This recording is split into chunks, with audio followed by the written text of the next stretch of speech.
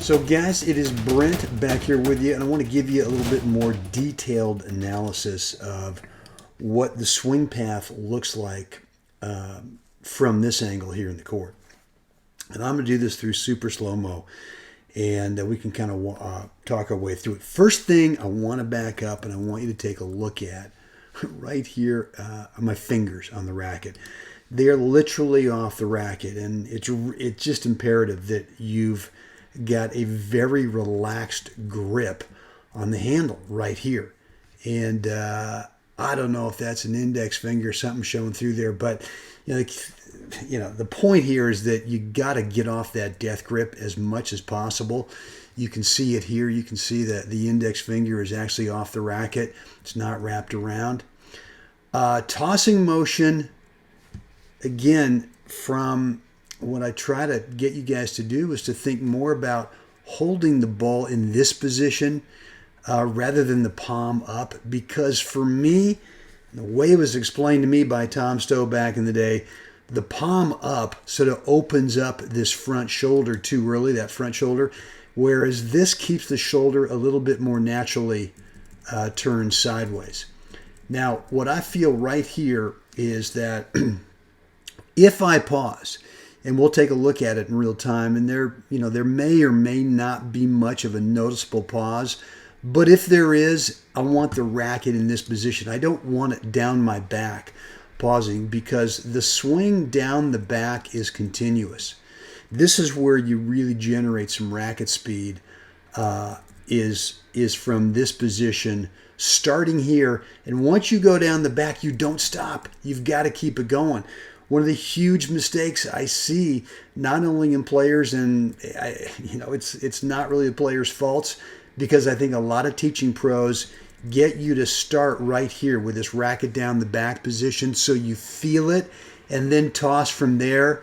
And you know what happens is you just never get that sensation of being able to. And I'm going to pause it because I hear one of the the leaf blower guys outside. So let me pause for just a second, and I'll come right back until he leaves. Well, okay, I am back, and I got to tell you, that was a while.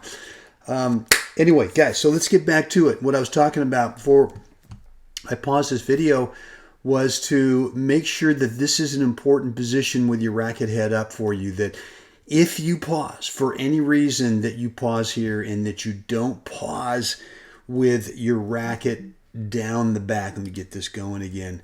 That you don't ever pause here, which again is unfortunately taught. So from here, from this position here, yeah, the racket in that relaxed grip we talked about earlier, just is continuous, and it starts. Look at this. I mean, this is where a lot of people get messed up. Is how do you get from this position here to not hit the ball with the side of the racket? And as you come up, what happens is the hand and the forearm just start to turn open, and at contact, it's flat. I mean, you could bring the racket in from behind the ball totally flat and just push, but how slow would that racket speed be at contact? It would be deathly slow, and you'd never get any spin. And, the ball would go over 3 miles an hour and just sit up. So it actually, the way that you create spin and pace, power, is with this kind of forearm roll, turning the hand. And at the moment of contact, the timing is such that, the racket's flat to the back of the ball in that position. But as soon as you make contact, it then starts to turn over. And there you have it. And that's where you get the spin, and that's where you get your power. So the only way to sort of feel that, and I know this is kind of the big mystery of this topspin, is at this moment right here of how do you get out of this position, but you need to be in this position to be able to generate some racket speed. And all I can say at this point is you have to get out there and tinker with it and feel it.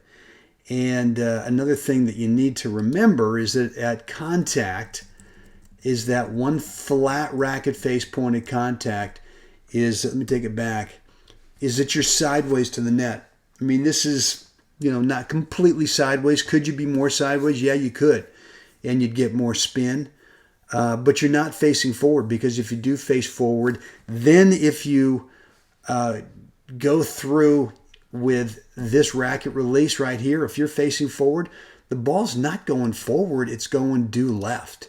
So it's important that you stay sideways at contact. All right, so what I'm going to do is make sure that if you've got any questions, go ahead and let me know below the video. And I'm going to run this through slow-mo a couple of times. And yeah, just start picking out the fundamentals that we talked about. And again, if you have any questions, let me know right below the video. And of course, as always, come on now, get out there today, practice this stuff, and make it another spectacular day.